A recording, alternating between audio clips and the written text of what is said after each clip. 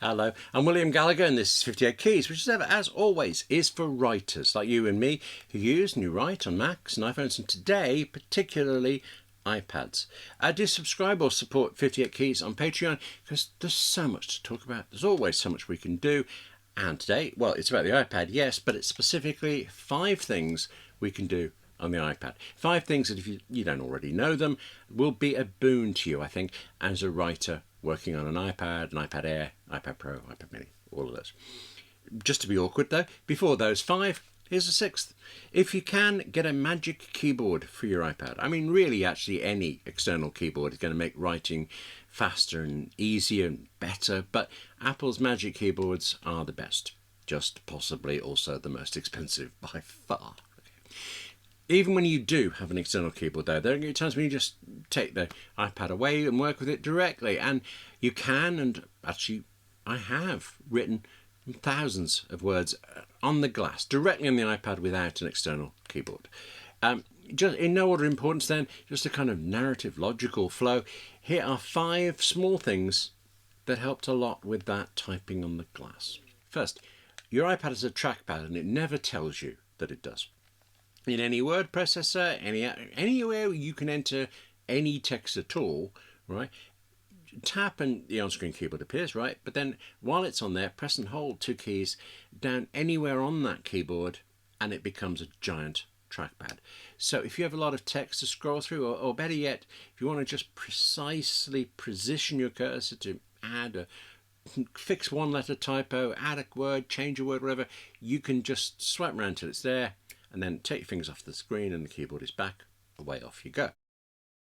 I actually can't remember when Apple added this. It's quite a while ago. I remember the iPad was old enough then when they added it that I was already in the habit of using the keyboard as you see it, but then buttons like this, what do you call it, punctuation / numbers one, tap that to get to other characters. I still tend to do that because I forget there is this much faster way. Above every key on the on-screen iPad keyboard now, there is some symbol or number in grey, or pretty much every key. Wherever there is one though, flick downwards, not upwards, which somehow seems more natural to me. Flick down on the key and the grey character is entered, not the main one. In fact, it does take a little bit of practice, and also it's a bit rubbish actually when when you're entering a password and you can't see the password, they just put black dots, you can't see if you've got it right or not. Well, the odds are you got it wrong, but generally it's faster and it's generally quite handy. This is similar to the grey characters thing because it's also about getting the on-screen keyboard keys to do more without you having to schlep through various steps. Accented characters. Press and hold on a key and you will see a pop-up showing all of the accented versions of that character where there are any. Slide your finger up to the one you want, let go, and that's what's typed for you. This is meant to be for accented non-English characters, but you can use the same thing for a couple of other characters that are useful. Press and hold on the key with a comma and an exclamation mark, for example, and you get an apostrophe, a single quote mark. Also that upside down exclamation mark. Speaking of upside down though, you can also do the same thing on the question mark key. That gives you an upside down question mark, a Spanish question mark, and I use that a lot. If you and I were arranging a meeting, for example, and we got a couple of possible times we're still sorting out, well, I'll put both in my calendar and I'll prefix them both with an upside down question mark. I mean, you could use the letters TBD, TBC, something like that, but an upside down question mark just somehow jumps out at me. It says, this isn't confirmed yet. Get on with it. Try to sort it out. Next thing you know, I'll be using emoji. Notice, by the way, that this same key, the question mark key, also gives you a double quote if you want. So single quote or apostrophe on the comma key, double quotes on the full stop or the period key.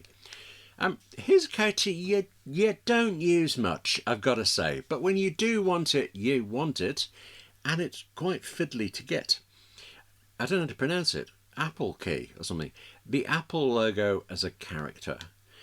Okay, example. If you were trying to explain to someone about copy and paste, you could message them with Apple C, Apple V, except you'd have to do it sometime back in the 1990s since the Apple key has long been relabeled Command. I have used it for something. Anyway, okay. If you're on a Mac, well, you could have typed Option Shift K. Why K?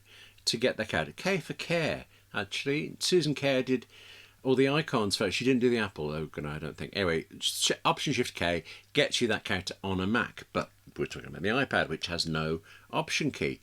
What you could do, though, is type it on a Mac, then open that same document on the iPad, copy the symbol, and yeah, you could always paste it wherever you need it, but no.